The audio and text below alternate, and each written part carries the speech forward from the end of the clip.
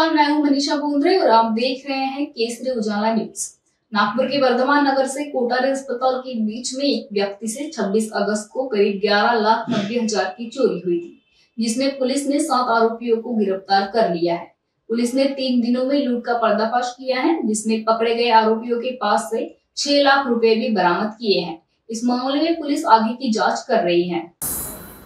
आमच्याकडे तक्रारदार किशोर भांदरगे याने 26 तारखेला तक्रार दिली होती की तो वर्धमान नगरवरून कोठारी हॉस्पिटल वर्धा रोड या ठिकाणी ओला गाडीने आला आणि त्याच्याकडे जवळपास 11,90,000 रुपये होते। तर एक टू व्हीलर स्वार त्या ठिकाणी आले आणि त्यांनी चाकूचा धाक दाखवून त्याच्याकडील पैशाची बॅग हिसकावून घेऊन गेले, अशी त्याने आमच्याकडे तक्रार दिली होती।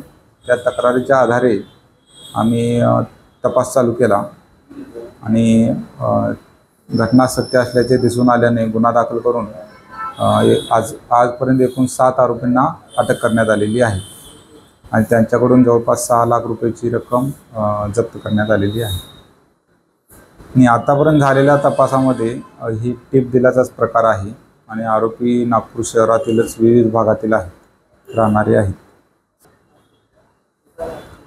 यातील फिर्यादी जो आहे तो हमालीचे काम करतो आणि ते पैसे वर्धमान नगर या ठिकाणी जोशी यांचे एक कार्यालय आहे, त्या ठिकाणावरून तो चिखली या ठिकाणी घेऊन जाणार होता।